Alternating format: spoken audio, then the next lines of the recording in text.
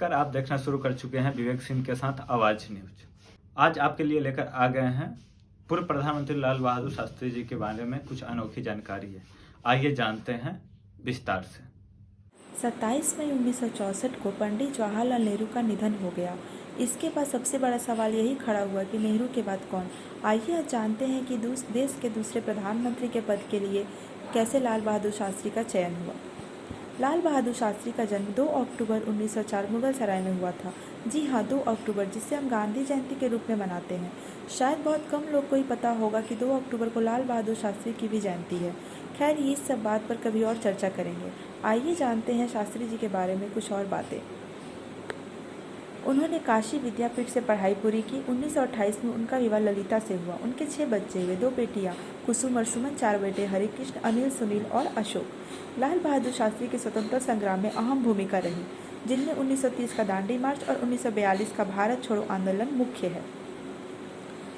आंदोलन के इस लड़ाई में शास्त्री जी को 9 बार जेल भी जाना पड़ा। इलाहाबाद में नेहरू जी पहली बार शास्त्री जी से मिले और नेहरू जी के प्रधानमंत्री बनने के बाद 6 अप्रैल 1961 से 29 अगस्त 1963 तक शास्त्री जी उनके कैबिनेट में गृह मंत्री रहे। 9 जून 1964 से 18 जुलाई 1964 तक विदेश मंत्री भी रहे और नेहरू जी के मृत्यु के बाद 9 जून 1964 से 11 जनवरी 1966 तक वह भारत के प्रधानमंत्री पद पर रहे। उन्होंने करीब 18 महीने यानी अपनी मौत तक भारत के प्रधानमंत्री पद को संभाला। लाल बहादुर शास्त्री उन नेताओं में से थे जिनके सादगी की मिसालें दी जाती है। प्रधानमंत्री पद पर रहते हुए उन्होंने एक कार खरीदा था लोन से।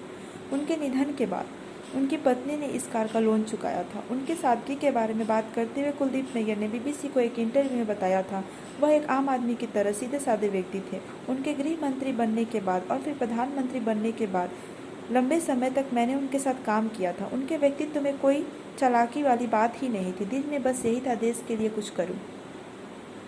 27 मई 1964 को पंडित जवाहरलाल नेहरू का निधन हो गया। इस दूसरी बात सबसे बड़ा सवाल यही खड़ा हुआ कि नेहरू के बाद कौन। उस वक्त देश और दुनिया के सबसे बड़े अखबारों की सुर्खियाँ थी, हु आफ्टर नेहरू। नेहरू जी की मृत्यु के करीब 2 घंटे के भीतर ही तत्कालीन गृह मंत्री गुलजारी लाल नंदा को कार्यवाही प्रधानमंत्री बनाया गया।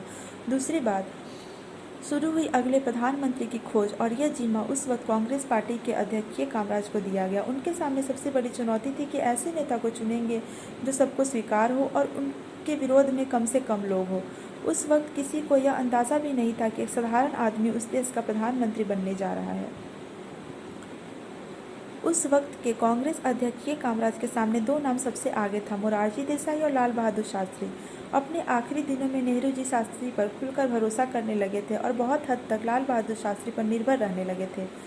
लेकिन मोरारजी देसाई का नेतृत्व भी दमदार था और प्रधानमंत्री पद के दौर में वह खुले तौर पर शामिल थे। लेकिन जब के कामराज ने मोरारजी देसाई को लेकर पार्टी से बात की तो ज़्यादातर नेता सहमत नहीं दिखे।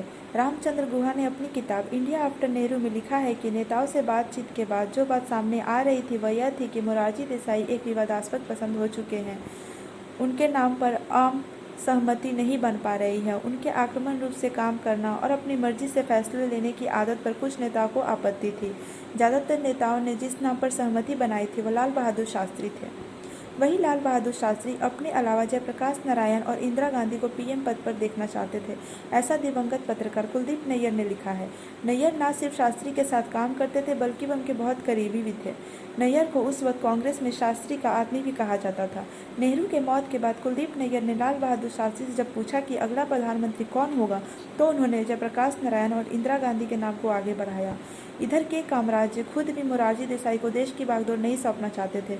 ऐसा भी कहा जाता है कि इंदिरा गांधी को प्रधानमंत्री बनाने की जो रणनीति नेहरू ने बनाई थी उसे के कामराज ने हकीकत में बदल दिया। के कामराज को पता था कि यदि मोरारजी देसाई प्रधानमंत्री बनते हैं तो आगे चलकर इंदिरा गांधी की राह कठिन हो जाएगी। लेकिन इस बीच कुछ ऐसा हुआ जिससे के कामराज का मुश्किल आसान कर दी। कुलदीप नैयर ने मोरारजी देसाई के प्रधानमंत्री पद की दावेदारी जताने की सनसनी खबर छापी। मोरारजी देसाई की यह राजनीतिक महत्वाकांक्षा कांग्रेस पार्टी के नेताओं सहित व्यक्तियों को भी सही नहीं लगा। यह खबर देसाई के लिए बहुत नुकसानदेह साबित हुई और शास्त्री की दावेदारी को और भी मजबूती बना दिया। हालांकि नैयर ने शास्त्री और देसाई दोनों को ही यह समझाने की कोशिश की थी कि वो खबर किसी को फ़ायदे या नुकसान पहुंचाने के मकसद से नहीं लिखी गई थी। नैयर को इस बात का अंदाज़ा तब हुआ जब के कामराज ने संसद में उन्हें गले लगाकर धन्यवाद कहा। तो इस तरह से लाल बहादुर शास्त्री के दूसरे प्रधानमंत्री बने। लेकिन क्या इंदिरा गांधी को ही अपना उत्तराधिकारी देखना चाहते थे नेहरू? वैसे कहीं न कहीं नेहरू के दिमाग में उनके उत्तराधिकारी के तौर पर उनकी बेटी इंदिरा गांधी थी। यह बात खुद लाल बहादुर शास्त्री ने कुलदीप नैयर से कही थी। इसका जिक्र कुलदीप नैयर ने अपनी किताब बायोंड द लाइन्स में किया है। उन्होंने लिखा है कि एक बार मैंने शास्त्री का मन टटोलते हुए पूछा था कि नेहरू का उत्तराधिकारी कौन होगा, तो शास्त्री ने कहा था कि उनके लिए दिल में तो उनकी पुत्री है, लेकिन यह आसान नहीं होगा। हालांकि नेहरू अपने निधन के पहले काफ़ी हद तक शास्त्री पर भरोसा जताने लगे और इसलिए उनके पीएम बनने से किसी को ऐतराज नहीं हुआ। इस तरह 9 जून 1964 को लाल बहादुर शास्त्री ने भारत के प्रधानमंत्री की शपथ ली।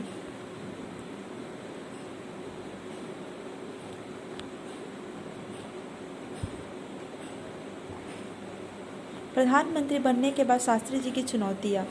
जब शास्त्री प्रधानमंत्री बने तब देश के सामने सबसे बड़ी चुनौती अनाज की थी। उस वक्त खाने की चीज़ों के भारत और अमेरिका पर निर्भर था। भारत जो था अमेरिका पर निर्भर था। उन्होंने अपने पहले प्रेस कॉन्फ्रेंस में कहा कि उनकी सबसे पहली प्राथमिकता खाद्य मूल्यों को बढ़ने से रोकना है। उसी बीच 1965 में पाकिस्तान ने भारत पर हमला किया। यह सुनकर शास्त्री जी पूरे रात सो नहीं पाए और अपने दफ्तर में कमरे में एक छोर से दूसरे ओर टहलने लगे। इसका जिक्र लाल बहादुर शास्त्री के सचिव सीपी श्रीवास्तव ने अपनी किताब Lal Bahadur Shastri a life of truth in politics में किया है। उन्होंने लिखा है कि शास्त्री ऐसा तभी करते थे जब कोई बड़ा फैसला लेना होता था। उसके बाद उन्होंने फैसला किया कि भारत इसका जवाब देगा। पाकिस्तान से युद्ध के दौरान ही देश में अनाज की भारी कमी थी। तभी देश का हौसला बुलंद करने के लिए शास्त्री ने जय जवान जय किसान का नारा दिया था। अन्न की कमी से जूझ रहे देश को पटरी पर लाने के लिए उन्होंने एक समय भूखे रहने की अपील भी की थी, जिसे पूरे देश ने मना किया।